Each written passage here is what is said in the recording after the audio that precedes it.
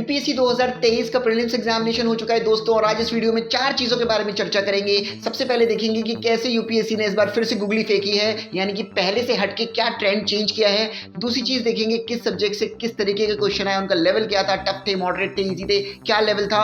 और तीसरी चीज देखेंगे दोस्तों कि क्या कट ऑफ जा सकती है इस एग्जामिनेशन की प्रीलिम्स की। और चौथी चीज दोस्तों हम लोग देखेंगे इस वीडियो के अंदर कि आगे की स्ट्रेटजी एस्पिरेंट्स के लिए क्या होनी चाहिए। तो चलिए भाई शुरू करते हैं। तो सबसे पहली चीज कि भाई यूपीएससी ने इस बार 3 मेजर चेंजेस किए, 3 मेजर ट्रेंड चेंज किए पिछली बार से हटकर। वो पहली चीज जो थी वो ये थी कि एलिमिनेशन टेक्निक को हटा दिया।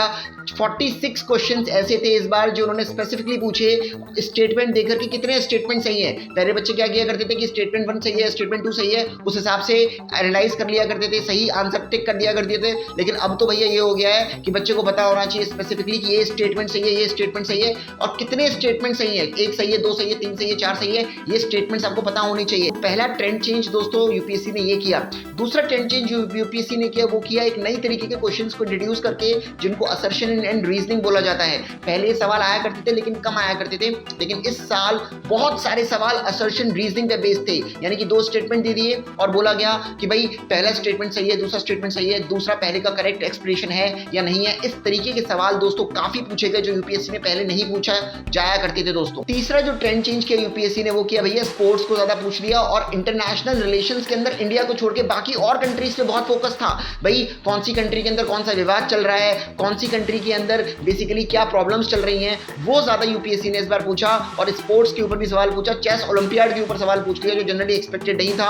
तो भैया ये 3 मेजर ट्रेंड चेंजेस यूपीएससी ने इस साल के पेपर में किए हैं। अब हम बात करते हैं दोस्तों कि किस सेक्शन से कितने सवाल पूछे गए, उनका लेवल क्या था दोस्तों। तो सबसे पहले इजी सेक्शंस की बात कर लेते हैं। तो भैया पॉलिटी और हिस्ट्री इजी पूछी गई।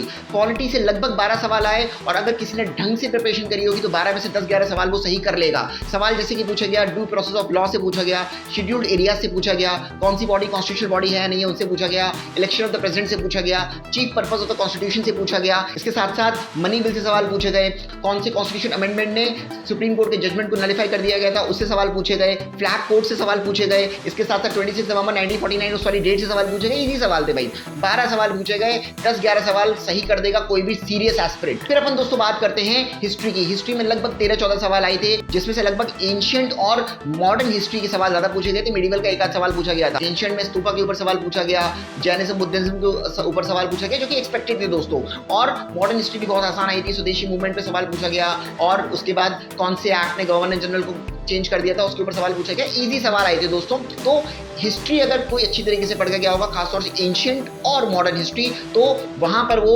12-13 में से लगभग 10 सवाल सही कर आएगा। तो 10 सवाल हिस्ट्री के और लगभग 10-11 सवाल पॉलिटी के बिल्कुल बोनस सवाल थे, आसानी से हो सकते थे लगभग 20-22 सवाल। अब अपन बात करते हैं दोस्तों ज्योग्राफी की। ज्योग्राफी भी ईजी आई थी। मैं यहाँ पर फिजिकल ज्योग्राफी की बात कर रहा हूँ, ईजी पूछी गई थी। स्पेसिफिक हीट से सवाल पूछा गया था, कंसेप्चुअल सवाल था, पी वेव एस वेव जो अर्थक्वेक में आप लोग पढ़ते हैं भैया उससे सवाल पूछा गया था, ईजी सवाल था। तो ज्योग्राफी में भी एटमॉस्फेयर से भी सवाल पूछा गया था, ईजी इंसोलेशन से ईजी सवाल पूछे गए थे, कोई खास टफ सवाल ज्योग्राफी के भी नहीं थे। अब दोस्तों अपन बात करते हैं कुछ मॉडरेट सेक्शंस की। तो एनवायरनमेंट, साइंस एंड टेक्नोलॉजी, ये 2 मॉडरेट सेक्शन में बोल सकता हूं। एनवायरनमेंट के अंदर हर बार की तरह इस बार सवाल आए, 13-14 सवाल आए थे, मॉडरेट थे। कार्बन सिक्वेस्ट्रेशन से पूछा गया था, कार्बन मार्केट से पूछा गया था, ग्रीन हाइड्रोजन से सवाल पूछे गए थे। तो ईजी सवाल और मॉडरेट सवाल का मिक्सचर था वहां पर, और एक ठीक ठाक बंदा अगर ढंग से पढ़कर गया हो एनवायरनमेंट तो 6-7 सवाल वो आराम से कर सकता था दोस्तों। अब बात करते हैं साइंस एंड टेक्नोलॉजी की दोस्तों। साइंस एंड टेक्नोलॉजी से लगभग 12-14 सवाल आए थे, और मैं आपको बता दूं यूपीएससी में इस बार के पूरे पेपर में एक चीज जो पाई गई है जो मेरे हिसाब से है वो यह है कॉमन सेंस को इस्तेमाल करना।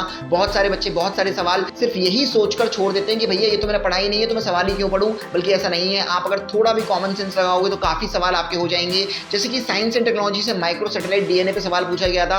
अगर कोई भी बंदा माइक्रो सैटेलाइट डीएनए उसने ना भी पढ़ा हो तब भी ऑप्शंस के बेस पे उस सवाल को वो कर सकता है। एरियल मेटाजेनोमिक्स के ऊपर सवाल पूछा गया था, तो एरियल मेटाजेनोमिक्स में भी सवाल हो सकता था ऑप्शंस पढ़कर अच्छी तरीके से। इसके अलावा सिंपल सवाल पूछे गए थे भाई किस कंट्री के पास खुद का नेविगेशन सिस्टम है, क्योंकि IRNSS इंडिया बना ही रहा है काफी दिनों से, आपको तो पता ही होगा। तो इसके ऊपर सवाल पूछा गया था, बैलिस्टिक मिसाइल के ऊपर सवाल पूछा गया था। तो साइंस एंड टेक्नोलॉजी में कुछ सवाल कॉमन सेंस से हो सकते थे और कुछ बिल्कुल स्टैटिक पोर्शन के ऊपर सवाल थे जो कि आराम से किए जा सकते थे। 12-14 सवाल पूछे गए थे, 7-8 सवाल बच्चा कर सकता था साइंस के अंदर भी। अब अपन बात करते हैं थोड़े टफ टफ सेक्शंस की, और टफ सेक्शन में मैं मानूंगा इंटरनेशनल रिलेशंस को और इकोनॉमी को दोस्तों। इंटरनेशनल रिलेशंस में इस बार ये हुआ भाई कि यूपीएससी ने पूरे वर्ल्ड की इंटरनेशनल रिलेशंस के ऊपर फोकस किया, कौन सी कंट्री के अंदर क्या चल रहा है क्या नहीं चल रहा है, और पिछले 5-5 साल की इवेंट्स भी पूछ लिए, तो वो थोड़ा टफ था, जो कि मैं मानता हूं कि करीब करीब इंटरनेशनल रिलेशंस के 7 सवाल पूछे गए थे, 7-8 सवाल, जिसमें से 1-2 सवाल जो है बच्चा कर सकता था अपनी प्रेजेंट नॉलेज के बेस पे, 4-5 सवाल उसको छोड़ने पड़ते दोस्तों। इसके साथ साथ वर्ल्ड रिपोर्ट्स भी काफी पूछी गई ऑर्गेनाइजेशंस की, तो करंट अफेयर्स में रिपोर्ट्स तो रहती ही हैं, उन रिपोर्ट्स को अगर कोई ढंग से पढ़कर जाता या 1 साल के करंट अफेयर्स पढ़कर जाता तो यूनाइटेड नेशंस की रिपोर्ट और बहुत सारी रिपोर्ट्स के ऊपर सवाल पूछे गए जो कि करे जा सकते थे दोस्तों। अब बात करते हैं दोस्तों इकोनॉमी की, तो भाई इकोनॉमी के अंदर अप्लाइड क्वेश्चन पूछे गए। बहुत सारे बच्चों को इकोनॉमी से डर लगता है, बोलते हैं सर सवाल ही नहीं होते हमसे। उसका सिर्फ एक कारण है, वो ये है कि आप इकोनॉमी को अप्लाई नहीं करते हैं। जैसे कि इकोनॉमी में सवाल पूछा गया, भाई वर्ल्ड के अंदर सारे सेंट्रल बैंक जो है अब इंटरेस्ट रेट को बढ़ा रहे हैं, और बढ़ाने का कारण है कि भाई वो इन्फ्लेशन को कंट्रोल करना चाहते हैं। तो भाई बहुत सिंपल सी बात है, इसके ऊपर सवाल पूछा गया था, अगर कोई मॉनेटरी पॉलिसी पढ़कर जाएगा तो इस तरीके का सवाल अटेम्प्ट कर पाएगा। फिर एक बीटा से रिलेटेड सवाल था,